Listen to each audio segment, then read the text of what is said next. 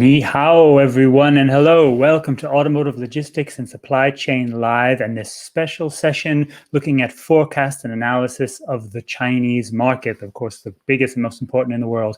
I'm Christopher Ludwig, Editor-in-Chief here at Ultima Media. My pleasure to welcome you to our event. And if you're joining us, welcome back.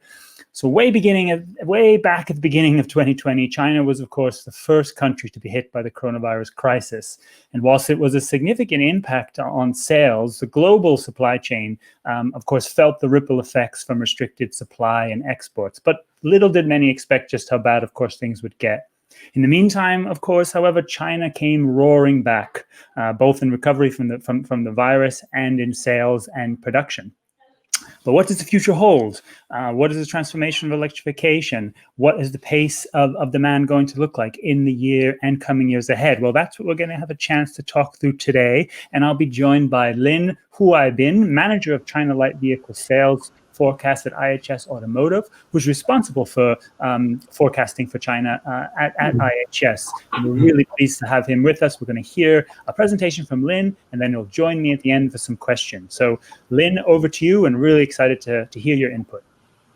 Thank you, Christopher. So indeed, quite turbulent times, not only for China, but also for the rest of the world. But indeed, as Christopher just pointed out, indeed, the car sales here has been gaining traction for the past few months.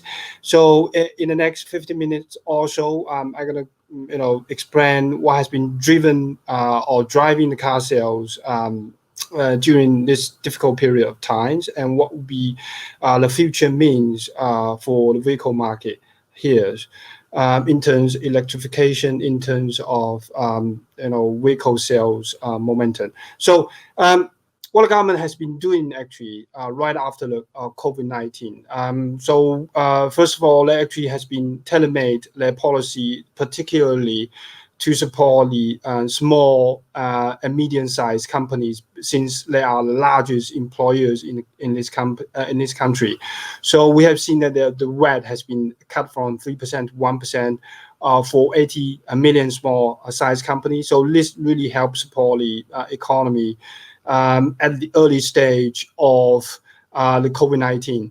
But still, comparing to 2009 and 2008, where we had a global financial crisis, the stimulus actually from the central government level actually is much more subdued and more, I would say, more limited in scale and scope. So if you look at the share of GDP, currently we think the stimulus only account for around 5% of GDP, comparing to say 11% of GDP back in say more than 11 years ago. But still, specifically on the auto side, the government actually has been issuing several specific policy to support the vehicle sales. So among one of them actually is the scrappage subsidy for this high emission, like especially diesel trucks. And also the government actually announced to extend the subsidy for the NEVs from 2020 to 2022. And also the NEV will still enjoy 0% vehicle purchase tax from 2021 to 2022, because originally it should be ended by the year 2020. And also the nationwide implementation of China's 6 emission standard has been delayed till the beginning of next year. And on top of that, the government actually asked the financial institution to offer auto financing with a lower down payment. So all this actually macro and micro policy really at the central government level actually really kind of cushion the vehicle sales so far. But what's different comparing to the last crisis, for example, in 2008, 2009, and also in 2015, where we had the stock market crash. What's different from that period is that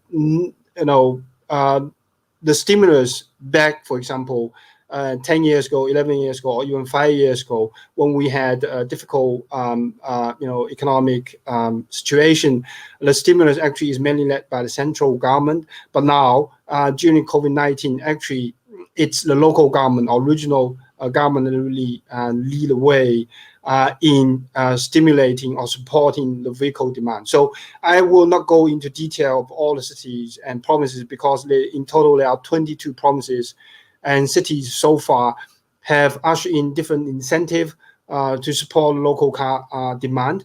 But overall, to summarize, all these incentive can be characterized as mainly three types of program. So one is the increase in license plate quota, because as you may know, that especially in many tier 1 and also tier 2 cities, those regional government actually impose license plate limit, as they are facing more of traffic jams and air pollution for the past few years. So they actually impose a cap on the license plate limit that can be sold to the market, each year. But during COVID-19, many tier 1 and tier city actually offer to increase their license plate quota.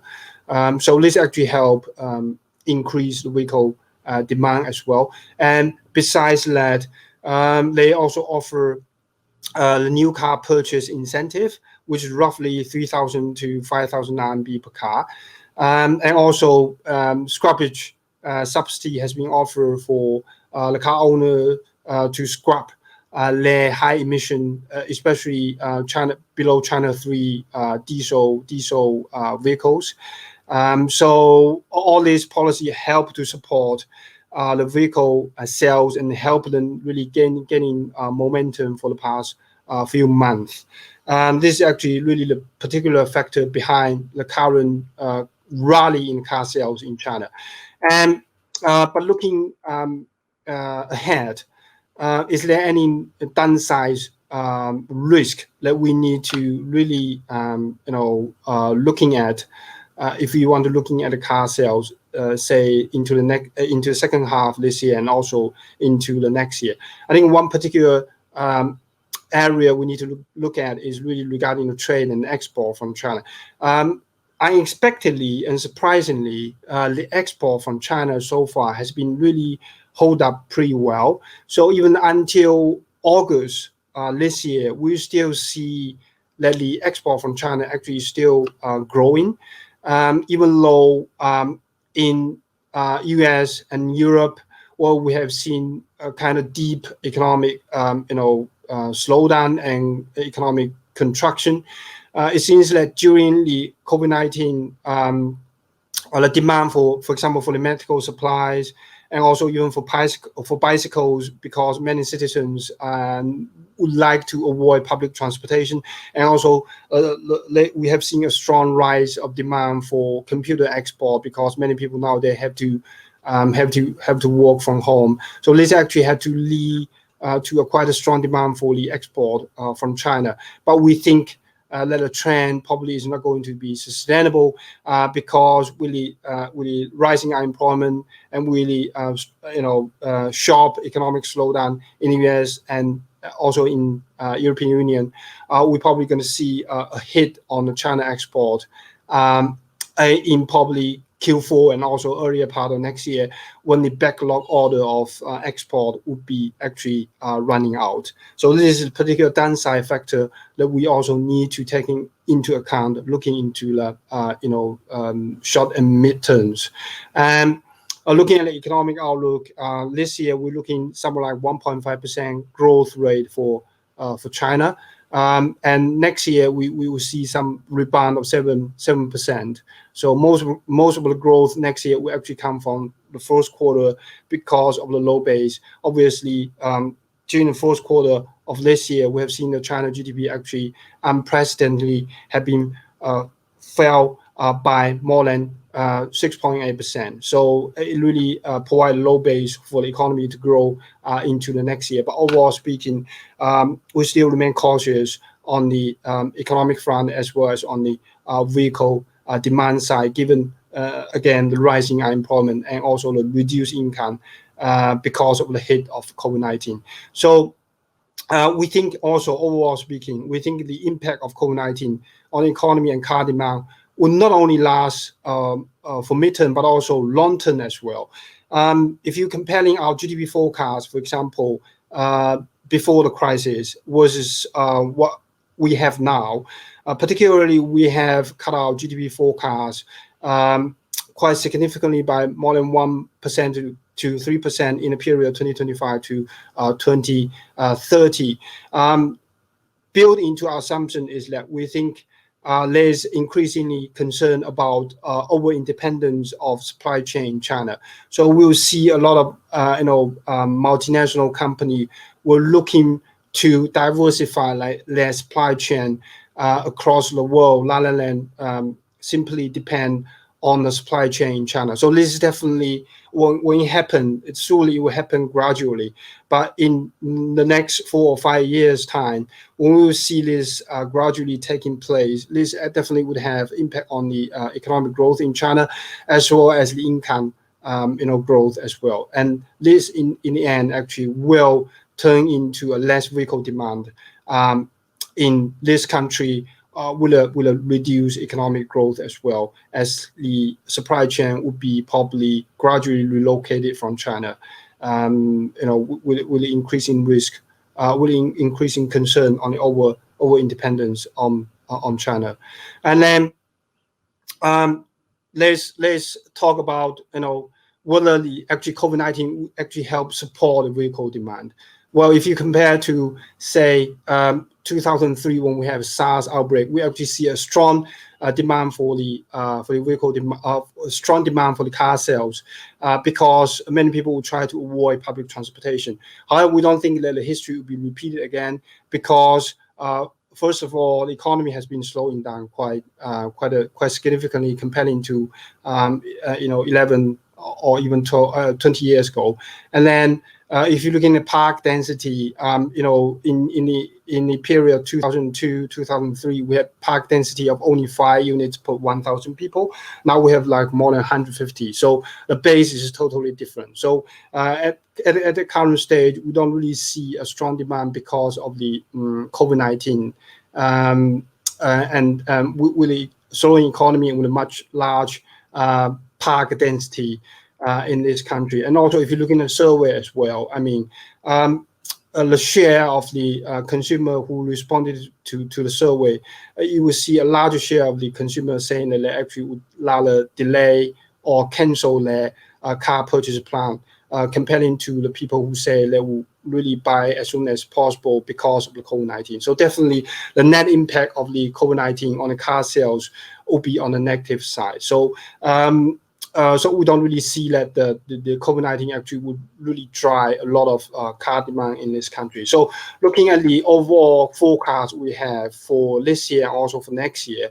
So this year actually we're looking somewhere like 22 million units of sales. Well, in next year we're looking at somewhere like 24 million units of light vehicle sales.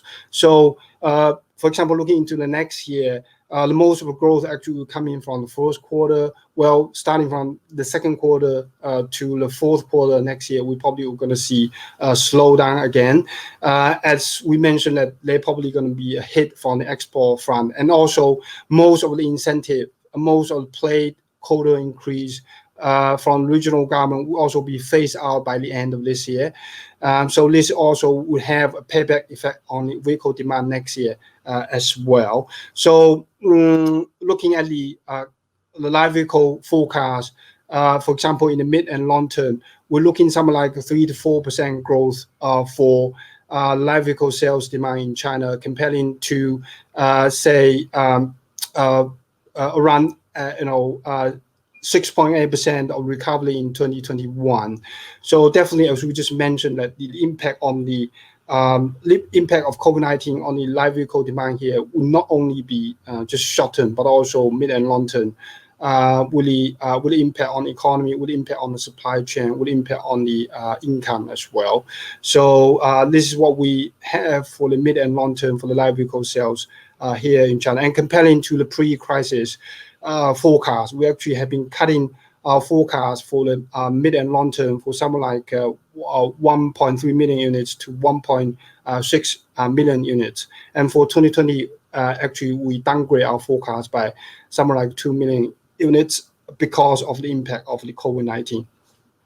And by strong contrast, we actually have been seeing quite a strong performance on the premium sales. So this is because of the personal income tax that really mainly benefit the high and mid-income household, as well as the cut on the value-added tax and also custom duty. So we have seen the premium models, the weighted average transaction price has been continuously decline for the past few years. So the multiply effect of increasing income and declining vehicle price, premium price really had to lead to quite a strong premium demand.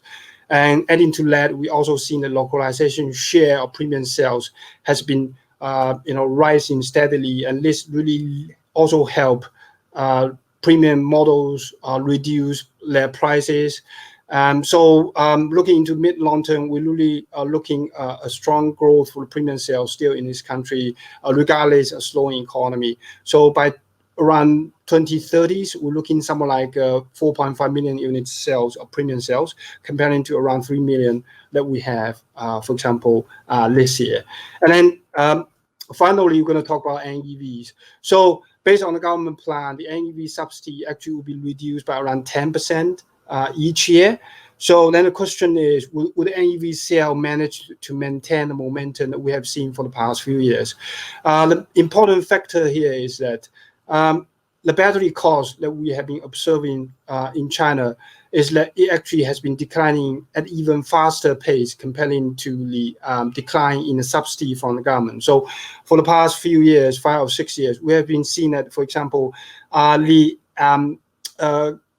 average decline in the battery cost has been around 20%. So it's even higher than the reduce in the NEV subsidies. And also adding to that, we have been seeing quite a strong growth for the charging infrastructures.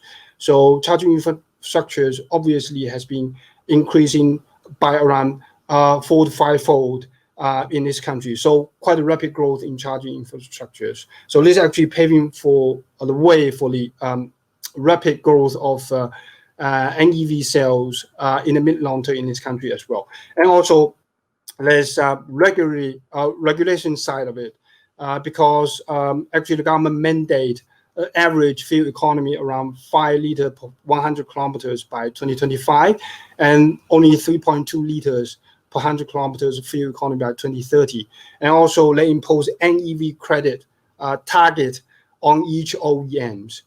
If you're looking at the target here, for example, by 2023, they're looking at the NEV target around 18% of vehicle production in this country. So with the regulation side, with the regulation pressure, so a lot of OEMs actually are pushed to produce as many NEVs as possible in order to meet the regulation target. So looking at the overall NEV forecast, although we have a dip of NEV sales in this country this year, but we're already seeing actually it's managed to recover quite rapidly, for example, for the past few months, with the help of NEV subsidies, with the exemption of NEV purchase tax. And looking into the future, with a fast decline in the battery cost and reduce NEV prices, and with the fast expansion of charging infrastructure in this country, we're looking somewhere like 21% of NEV share in this country by 2025, around 35% of NEV penetration by the year 2032. So with that, I actually wrap up my quick summary of China market overview. Back to you, Christopher, if you have any questions.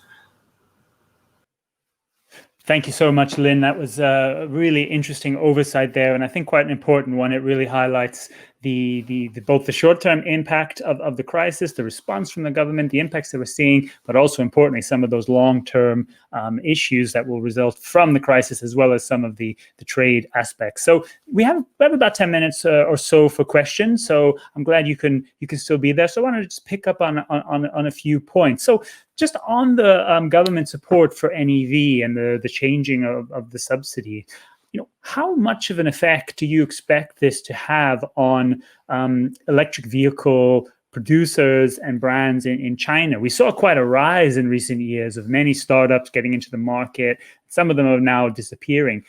What sort of impacts should we expect to see as this subsidy changes on the players in the market? Right. Thanks. Very good question. So during this COVID-19, as I just mentioned, they actually extended NEV subsidies into the next 2 years. So originally, actually, to be ended by the end of this year. So they actually extended into the next 2 years. So this is really helping. And also, besides that, in China we have vehicle purchase tax, which is around 10% of the MSRP. So all the NEVs, particularly BEV vehicles and plug-in hybrid, and they actually are subject to 0% vehicle purchase tax. So this also fully add to the benefit of NEV buyers. And on top of that, as I mentioned, there's credit. So if you produce NEV, you got credit, and you can sell those credit to earn money, just like Tesla actually did in the US. So all these factors actually help these NEV OEMs to sort of gain a foothold in the market. But definitely the competition is heating up. Actually, there's quite a few newcomers into the market. So the competition is heating up, and if you don't have enough scales, you probably will run out of your luck. So that's what we have been seeing for some smaller NEV producers who have been struggling. But for those, I would say tier one NEV producer like NIOs, for example, they still seem to be doing relatively well, as they they actually offer quite a super service to customers. And also, if you're looking at the cars, also they offer quite a value for money. So some of the tier one may still survive and even probably doing pretty well in the futures, but some smaller one may have to get out of business because of the scale problem, and then the cost. They probably will put into a less competitive position, I would say. Well, absolutely. So, it's interesting what you reflected on in terms of China exports in general, kind of holding up across sectors. What's your outlook for Chinese vehicle exports in the next couple of years? Also, in light of perhaps some of the trade issues that we were highlighting. I mean, do you think there's more potential to start bringing into some other markets, perhaps Europe, for example, or will these be constrained? I think that first of all, technical wise, actually there's convergence of technical standards. If you compare China, say, to the Europe and also US in terms of emission and in terms of safety, so you see kind of harmonization of all the standards. Technically and theoretically, you would say many Chinese could be ready for the entrance into, say, Europe particularly. I think the US is a tricky one because of the current political situation. Yeah. I think a lot of OEM would be very careful on that. But on Europe, I think they are much stronger interest here, as we see, particularly, for example, NEV OEMs, NIO and then BYD, they actually are already actually getting into, for example, the Norwegian market with the export of their EV. But then in terms of even larger scale of investment, like, setting up a plant and then, produce vehicle in Europe and then, manufacture locally and sell it in Europe, I think there probably could be some way to go. Because first of all, the market here in China is pretty big. So there's motivation inside of it, because you've got a smaller market outside of China. And then there's political side of it, because you're not so sure. Given the current political atmosphere, how welcome you are when you make a sizable investment, say, even in Germany or even in UK, will that investment be generally welcome? Because if you're looking at the Huawei situation, and car is even, you can call it even bigger mobile phone with all the personal data, with the increasing connectivity. Will that be a wise spot to make sizable investment now, given the current political atmosphere. So that's a question I think a lot of Chinese OEMs are thinking about. But definitely, export will be increasing, but we're not so sure whether that will be a big wave. That's probably still a question mark of the, yeah. Absolutely, and of course we've already see the start of BMW iX3 electric SUV exports moving from China to Europe in exactly that way because of the harmonization of standards. So we definitely do see some growth already kind of picking up there. Another aspect I wanted to pick up on quickly, and one of our last questions was online vehicle sales. Now this is something that we saw accelerate in China, it seemed, during the COVID crisis. And is that something that we've seen stay at a similar rate? Has this kind of had a substantial impact and change on the way vehicles are marketed and sold in China? And do you expect that to continue to accelerate further? Actually, I think there's hype on that. Really, if in reality, I don't think it really have really big impact on the car sales. Even during the lockdown period, yeah, a lot of people really enjoying watching the video because they really lock at home and really have nothing to do. But in reality, when you have to buy a car, you really have to go on site and test the vehicle, feel and touch. So it is something that online has never been able to change and still hasn't been able to change, even in China as well. So we really don't see this strong correlation of online pitch versus the reality of consumer buying. So that still is something that I think OEM probably need to still explore further. But in reality, we don't still see that as really a big factor. So you still have to really set up a real showroom and repair centers in order to attract customers rather than just rely on the online sales. That's what we have been observing really. Yeah. Okay, great. Maybe last question on Lin. In terms of vehicle inventory levels in China, obviously, obviously we had a shorter shutdown in China than other parts of the world, but obviously the industry's dealt with that. How are the inventory levels looking? Is there a tight constraint of supply on particular models, and is that having an impact on pricing and on sales in the industry? Not really. I think this problem in terms of production returning to a normal shift, I think it is completely getting back to normal. So there really is no constraint on the supply side, but really just on the demand side, will the consumer have enough money really to spend? That's the real issue. But on the production side, we don't see any problem now, actually. Okay, great. So maybe I do have time to just slip in one last question. You raised such an interesting point earlier about the supply chain diversification away from China, but at the same time, premium models localizing more. So, does that expect that we should see the OEMs who are in China increasing their local supply and making things more price competitive? So in effect, China becoming more Chinese in its supply chain and the rest of the world becoming a bit less Chinese. Would that be a fair way of describing what the trend that you're seeing is? Yeah, well, it's very good, very good observation. Indeed, for the car, probably it's a little bit different. Actually, China, you can say, is sort of the epicenter of the electrification in the world now. So, and at an earlier stage of electrification, the scale is really important because looking at the battery cost, especially, and e-motor. So definitely there's larger supply size base here in China. So to make a vehicle here localized and then get easier access to local battery suppliers as well, like e-motor, things like that, making them getting more of pricing competitive at the earlier stage of electrification. So maybe this EV things is special or different from what we see from other commodities, where you may see more diversification. But for the EVs, maybe yes, this probably could last for quite some time, as really a lot of not only BMW but other OEM as well, like Volvo, probably Mercedes, and then Tesla too. They set up a plant here. They're also looking to export the vehicle made in China. So this is probably a different trend comparing to what we will see in other sector, I would say. Yeah. Absolutely. Fantastic. Well, Lin, we really appreciate the insights that you shared today.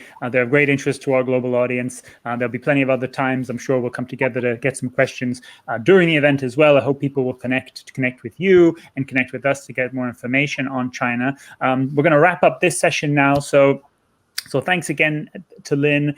For those of you continuing to follow our event, check the schedule. We've got plenty of other speakers and discussions delving into the Chinese supply chain, the impacts on trade, and especially the electric vehicle side, as Lin pointed out, with China being the epicenter of many ways of that transformation. So a lot more to come. We really appreciate you being with us. Thanks again to Lin, and we'll see you all soon. Yeah, thank you, Christopher. Have a nice day. You too. Yeah, bye-bye.